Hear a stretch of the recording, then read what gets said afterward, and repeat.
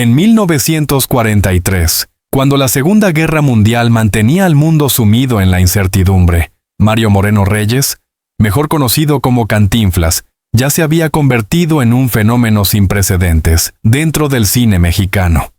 Su capacidad para arrancar carcajadas al público, combinada con su astucia empresarial, lo llevaron a mirar más allá de los escenarios y cámaras. Fue en ese año cuando tomó una de las decisiones más trascendentales de su vida: la compra de 100 hectáreas de tierra fértil en la región de la Huasteca Potosina, a tan solo 30 minutos de Ciudad Valles, San Luis Potosí.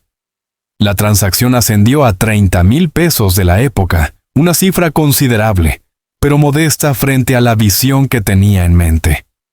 Aquel terreno, rodeado por los ríos Tampagón y Valles, pronto se transformaría en su refugio más preciado: la hacienda El Detalle. Lo que comenzó como una simple adquisición de tierras, pronto se convirtió en un proyecto colosal. Durante 6 años, decenas de albañiles, arquitectos y artesanos trabajaron sin descanso, hasta que, en 1949, la hacienda estaba finalmente terminada. Cantinflas había invertido más de $5 millones, una suma descomunal en aquel tiempo, con un solo propósito: levantar una residencia que no solo reflejara lujo y comodidad, sino que además funcionara como un espacio productivo y autosustentable. La hacienda no tardó en convertirse en un símbolo de poder y prestigio. Cantinflas, que apenas tenía 38 años, diseñó cada rincón pensando tanto en su descanso personal como en la consolidación de un imperio agrícola y ganadero. Allí, rodeado de naturaleza, construyó amplios salones, recámaras elegantes, un bar adornado con pinturas de amigos artistas y una piscina olímpica recubierta con azulejos importados desde España. La finca respiraba abundancia y buen gusto, pero también escondía la ambición de un hombre que no se conformaba con ser el cómico más querido de México. Quería también ser un terrateniente respetado. Dentro de la hacienda, las actividades productivas alcanzaron un nivel impresionante. Se cultivaba caña de azúcar y cítricos en grandes extensiones, mientras que la crianza de toros de raza cebuina se convirtió en su pasión predilecta. En sus establos y caballerizas vivían animales de primera línea, algunos considerados entre los mejores de la región. Los visitantes quedaban deslumbrados no solo por la majestuosidad de los animales, sino por el entusiasmo con el que el propio Cantinflas supervisaba sus cuidados. Era común verlo vestido de forma sencilla, recorriendo sus terrenos, charlando con campesinos o acariciando a sus caballos. Esa sencillez contrastaba con los lujos de su mansión, pero también reforzaba la idea de que el actor nunca olvidaba sus raíces humildes. El corazón de El Detalle estaba en su área social. El bar y la alberca eran el centro de reuniones memorables, con grandes personalidades de la época dorada del cine mexicano. María Félix, Jorge Negrete y José Alfredo Jiménez, entre otros, fueron invitados recurrentes. Se dice que entre copas, canciones y anécdotas, aquellos encuentros se convirtieron en leyenda, retratando a Cantinflas no solo como un ícono cinematográfico, sino también como un anfitrión de élite, capaz de reunir a lo más selecto de la cultura mexicana. Hoy, los vestigios de aquella grandeza apenas se sostienen. Las puertas de madera tallada aún permanecen en pie, aunque desgastadas. Las habitaciones muestran pisos hundidos y baños oxidados. Las caballerizas, que antes albergaban caballos de raza, ahora son ruinas cubiertas de maleza. Muchos aseguran que la decadencia de la hacienda es un reflejo del destino mismo de su dueño. Un hombre que alcanzó la cima del éxito, pero que también terminó marcado por las intrigas, las envidias y los secretos que rodearon su vida. Es apenas la puerta de entrada a un relato que combina riqueza, poder, misterio y tragedia. Porque si El Detalle fue el inicio de su sueño, también fue el escenario donde comenzaron las sombras que lo perseguirían hasta sus últimos días. La historia de la hacienda El Detalle no solo está marcada por la visión de Mario Moreno como empresario, sino también por un oscuro episodio que lo obligó a dejar atrás lo que había construido con tanto esfuerzo. Ese episodio se encuentra vinculado con uno de los hombres más temidos y poderosos de su tiempo, Gonzalo N. Santos, el célebre Alazán Tostado, cacique de San Luis Potosí y figura política con una reputación de autoritarismo, violencia y ostentación. El desencadenante de esta enemistad ocurrió el 18 de mayo, durante una competencia hípica organizada en la región, muy cerca de la hacienda de Cantinflas. Para el actor, amante confeso de los caballos de raza, este tipo de competencias eran más que un pasatiempo. Representaban la oportunidad de mostrar la calidad de los ejemplares que había cuidado con esmero en sus establos. Entre los participantes se encontraba nada menos que el propio gobernador Gonzalo N. Santos, quien era conocido no solo por su poder político, sino también por su carácter explosivo y su orgullo desmedido. La carrera comenzó en un ambiente de expectación. El público, dividido entre la admiración hacia la estrella del cine y el temor reverencial hacia el gobernador, observaba cada movimiento con atención. Cuando los caballos arrancaron, el ejemplar de Cantinflas tomó la delantera con una facilidad sorprendente. La multitud comenzó a aplaudir, a vitorear el nombre del comediante, mientras el caballo de Santos quedaba muy por detrás. El resultado fue contundente. La victoria de Cantinflas fue aplastante y la derrota del gobernador humillante. Lo que para algunos fue una anécdota deportiva, para Santos fue una afrenta personal. El cacique, acostumbrado a que todos lo reverenciaran, no podía tolerar haber sido superado públicamente por un actor, por muy famoso y querido que fuera. La sonrisa de Cantinflas, su aire despreocupado y la euforia del público que celebraba su triunfo fueron para el gobernador una daga directa al ego. Ese día, según testigos, Santos juró que nunca olvidaría lo sucedido. El tiempo pasó, pero la herida en el orgullo del gobernador no cicatrizó. Años después, cuando su poder se consolidó aún más, Santos decidió ajustar cuentas. No lo hizo de manera directa como solía ocurrir en sus discursos públicos, sino a través de un mensaje sombrío que enviaba con claridad su intención. El emisario fue Agustín Ojeda, mejor conocido como el Mano Negra, uno de los pistoleros de confianza del mandatario, célebre por su violencia y su lealtad ciega. El recado era tan simple como escalofriante. Si no te vas, te mandamos en caja a la Ciudad de México. La amenaza no dejaba espacio para dudas. Cantinflas, que había invertido millones en su hacienda y que la consideraba su santuario personal, entendió que enfrentarse al gobernador equivalía a firmar su sentencia de muerte. Por primera vez, el hombre que había hecho reír a millones con su desparpajo, se vio atrapado en un escenario donde la comicidad no tenía lugar. Estaba frente al poder absoluto de un cacique que no conocía límites. La decisión fue dolorosa pero inevitable. Abandonó el detalle. De la noche a la mañana, la hacienda quedó en manos del tiempo, los saqueadores y el abandono. Los campesinos que trabajaban para él recordaban con tristeza cómo el actor, siempre amable y cercano, tuvo que marcharse sin despedidas, con la mirada cabizbaja y el corazón roto.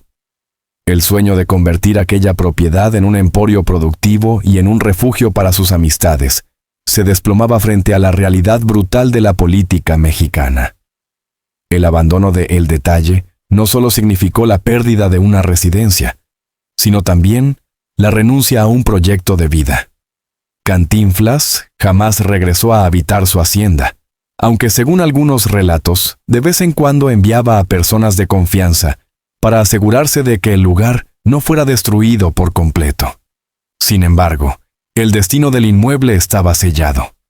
Saqueadores en busca de supuestos tesoros arrasaron con puertas, ventanas, tuberías, incluso arrancaron objetos decorativos, convencidos de que el actor había escondido parte de su fortuna en la propiedad. Los pasillos, que antes estaban llenos de música y risas, quedaron desiertos y en silencio. Este episodio dejó una huella profunda en la vida de Cantinflas, Le mostró que ni la fama ni la fortuna eran suficientes cuando se trataba de enfrentar a un sistema político dominado por figuras autoritarias y vengativas. En público, el actor nunca habló de manera abierta sobre el tema, pero quienes lo conocieron de cerca aseguraban que la amargura de haber perdido su hacienda lo acompañó hasta sus últimos días. Para él, el detalle no solo era una casa, era el símbolo de un sueño truncado por la envidia y el abuso de poder. De este modo, la historia de la hacienda El Detalle se convirtió en un espejo del México de su tiempo, un país donde el talento podía llevar a un hombre desde la pobreza hasta la riqueza más deslumbrante, pero donde las sombras del caciquismo podían derribar en un instante lo que se había construido durante años. Cantinflas, el hombre que hizo reír a generaciones, tuvo que doblar las manos frente a un gobernador que no soportó la derrota de su caballo. El 15 de abril de 1957 quedó marcado en la memoria colectiva de México como el día en que el ídolo Pedro Infante perdió la vida en un accidente aéreo en Mérida, Yucatán. Las portadas de los periódicos lloraban su partida, las radios interrumpían su programación para tocar sus canciones, y el pueblo entero se sumía en un duelo nacional. Sin embargo, casi desde ese mismo día, comenzaron a surgir voces que ponían en duda la versión oficial. ¿Realmente murió Pedro Infante en aquel avión? ¿O se trató de una desaparición cuidadosamente planeada para escapar de un peligro mayor? La teoría que más fuerza ha cobrado con el paso de los años afirma que Infante, perseguido por poderosos intereses políticos y temiendo por su vida, habría fingido su muerte con ayuda de amigos influyentes. Entre esos amigos, se menciona insistentemente a Mario Moreno Cantinflas. Ambos eran figuras centrales de la época de oro del cine mexicano. Ambos gozaban del cariño del pueblo, y según los rumores, compartían una amistad que iba más allá de las cámaras. Pero lo más intrigante, ambos sufrieron las consecuencias del abuso de poder político en carne propia. Diversos testimonios alimentan la posibilidad de que Pedro Infante no solo sobrevivió, sino que pasó sus últimos años escondido en la hacienda El Detalle. La ubicación era ideal para ello. Rodeada de montañas, flanqueada por 2 ríos caudalosos y de difícil acceso para extraños. Además, Cantinflas había construido varias casas de lujo en los alrededores, algunas ocultas entre la vegetación, que podían servir perfectamente como refugios discretos. Un testimonio particularmente revelador proviene de un trabajador de la hacienda, quien afirmó: «Yo tenía 14 años cuando dijeron que Pedro Infante había muerto, pero no era cierto. Él estaba aquí en la hacienda con don Mario. Yo lo vi». Don Mario decía: «Apuesto lo que sea a que Pedro no ha muerto. Aquí cantaba, bailaba. Venían también Pedro Vargas, Jorge Negrete y Miguel Aceves Mejía. Era una chulada este lugar». Otro relato, transmitido por el hijo de un antiguo empleado, reforzaba esta versión. «Mi papá contaba que Cantinflas era una persona muy amable, sobre todo con los campesinos. Él decía que sí, que Pedro Infante estuvo aquí escondido. Una vez pasó por el Pujal, por un lugar donde vendían cerveza, y la gente lo reconoció». Muchos aseguraban que era él. Las coincidencias entre estos relatos orales, aunque carentes de pruebas documentales, han mantenido viva la sospecha durante décadas. Además, hay quienes aseguran que en una de las casas cercanas al río Tampagón, ya en ruinas, pero con restos visibles de balcones, pasillos amplios y acabados de lujo, se refugiaba alguien importante. Esa construcción no era una vivienda campesina común, sino una edificación de alto nivel, reservada únicamente para personas de confianza absoluta de Cantinflas. La teoría se fortalece aún más si se considera el contexto político de la época. Según rumores, Pedro Infante habría tenido un conflicto grave con un personaje de gran poder, posiblemente un presidente de la República, debido a una supuesta relación amorosa con la esposa del mandatario. Este escándalo, de ser cierto, habría significado un peligro de muerte para el actor y cantante más querido del pueblo. Fingir un accidente y desaparecer era, en ese escenario, la única salida viable. Cantinflas, quien ya había experimentado en carne propia lo que significaba enfrentarse al poder. Como ocurrió con el gobernador Gonzalo N. Santos, habría entendido perfectamente la necesidad de proteger a su amigo. Y su hacienda, aislada y custodiada, se convirtió en el escondite perfecto. Hoy, recorrer los restos del detalle es encontrarse con un pasado lleno de enigmas. Los muros descascarados, las ventanas vacías y los pasillos oscuros parecen susurrar historias que nunca fueron confirmadas. ¿Cantó Pedro Infante entre esas paredes después de 1957? ¿Compartió tragos con sus amigos bajo la protección de Mario Moreno? ¿O todo forma parte de una leyenda creada por el deseo del pueblo de no dejar morir a su ídolo? La falta de pruebas oficiales no ha apagado la llama de la sospecha. Incluso en entrevistas y conversaciones, el propio Cantinflas dejó entrever en más de una ocasión que no creía en la versión oficial de la muerte de Pedro Infante. Algunos afirman que, con una sonrisa pícara, decía frases como: «Pedro no está muerto, vive donde menos se imaginan». Cierto o no, lo innegable es que esta teoría ha alimentado uno de los mitos más fascinantes de la cultura popular mexicana. La idea de que dos de los artistas más grandes del país compartieron no solo escenario y gloria, sino también un secreto tan monumental, convierte a la Hacienda El Detalle en un lugar cargado de misterio y leyenda. El 20 de abril de 1993, México entero lloró la partida de Mario Moreno Reyes, Cantinflas, a los 81 años. El comediante más querido del país fallecía víctima de un cáncer de pulmón, producto de su adicción al tabaco que lo acompañó casi toda su vida. 3 cajetillas al día que terminaron por destruir su salud. Su muerte marcó el final de una era, pero también abrió la puerta a una tormenta que hasta hoy sigue dejando huellas: la lucha por su herencia. Durante su vida, Cantinflas acumuló una fortuna impresionante. Se calcula que llegó a reunir cerca de $100 millones, cifra que lo colocaba entre los actores mejor pagados de la época de oro del cine mexicano.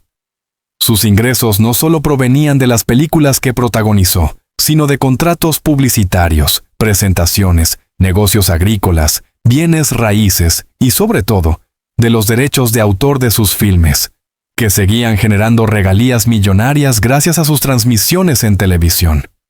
El inventario de sus bienes era deslumbrante: 39 propiedades distribuidas en México y en el extranjero, mansiones de lujo, haciendas, joyas, obras de arte, automóviles y caballos de raza.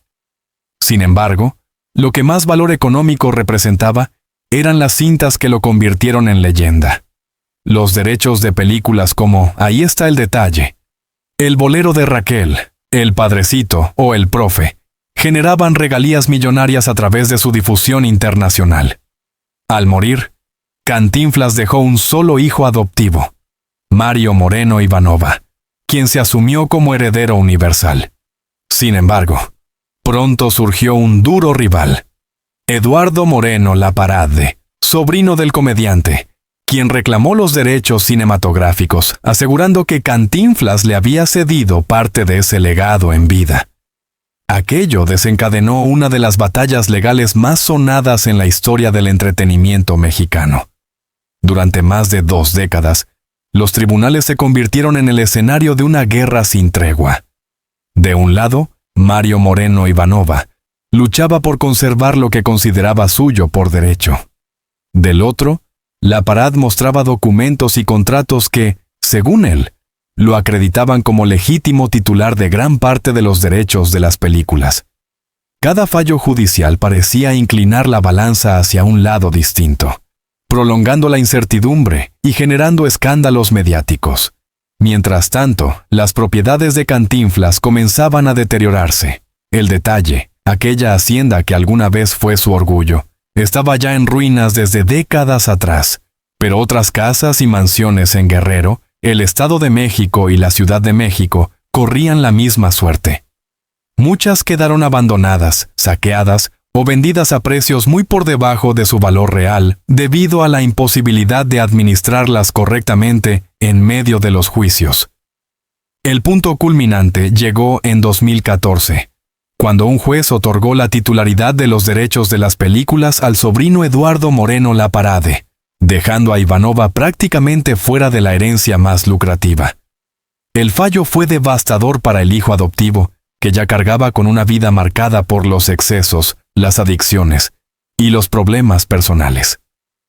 3 años después, en 2017, Mario Moreno Ivanova falleció de un infarto fulminante, sin haber recibido un centavo de la fortuna de su padre adoptivo. El desenlace fue trágico. La riqueza y el imperio que Cantinflas construyó con esfuerzo, ingenio y carisma se disolvieron entre pleitos judiciales, propiedades abandonadas y herederos enfrentados. El legado que parecía eterno se fragmentó hasta quedar irreconocible.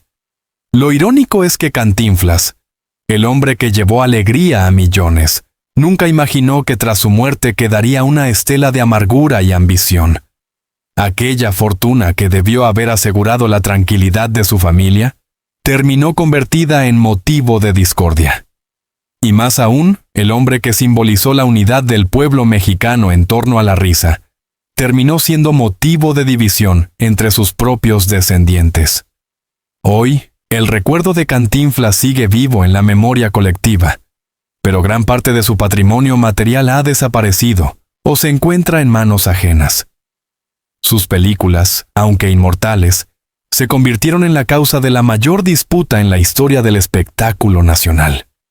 Una herencia maldita que aún proyecta su sombra sobre el apellido Moreno. El destino de Mario Moreno Cantinflas es uno de esos relatos que parecen sacados de una tragicomedia.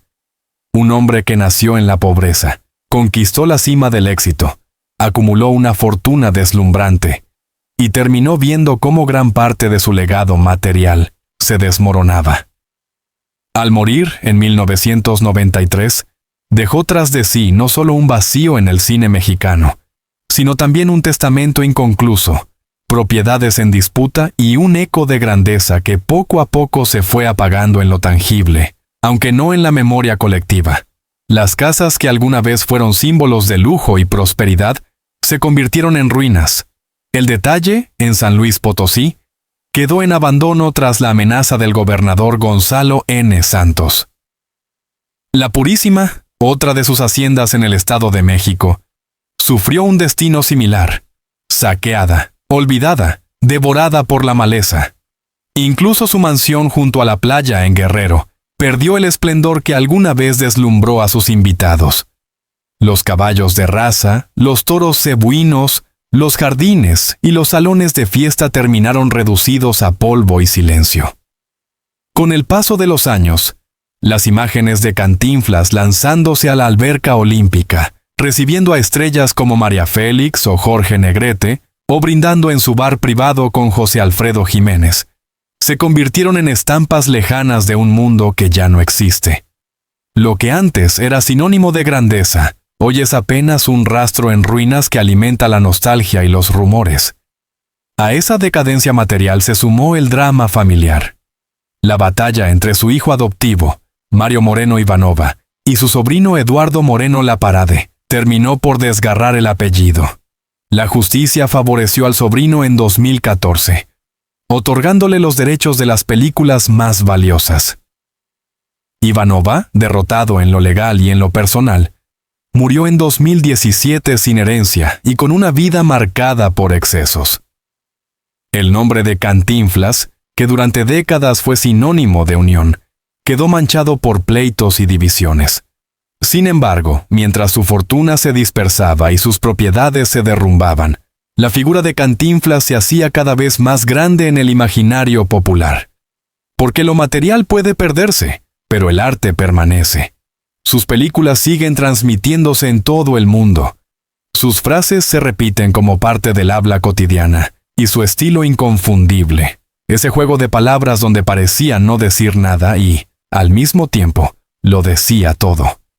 Se ha convertido en un símbolo de la identidad mexicana. En la contradicción entre la ruina de su legado físico y la inmortalidad de su obra, radica el mayor misterio de Mario Moreno. Fue expulsado de su propio paraíso por un cacique resentido. Perdió parte de su fortuna entre abogados y tribunales, y murió sin imaginar que su hijo adoptivo terminaría heredando solo soledad y derrotas. Y sin embargo, nada de eso borró al Cantinflas eterno.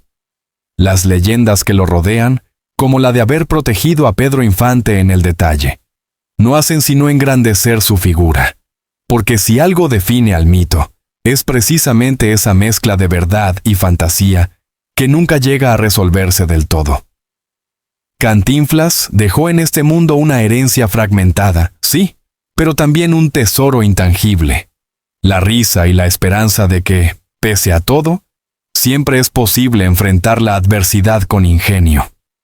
Hoy, al recorrer las ruinas de sus haciendas, muchos sienten tristeza, pero al mirar una de sus películas, la risa vuelve a brotar como si nunca hubiera pasado el tiempo. Ese es el verdadero triunfo de Mario Moreno. Aunque sus casas se derrumben, aunque sus herederos se peleen, aunque su fortuna se haya evaporado, su espíritu sigue vivo en cada sonrisa que provoca. El ocaso de su imperio material solo subraya una verdad irrefutable. Cantinflas no murió en 1993. Murió el hombre, sí, pero nació el mito. Y ese mito, tejido entre glorias, secretos, traiciones y leyendas, seguirá siendo eterno.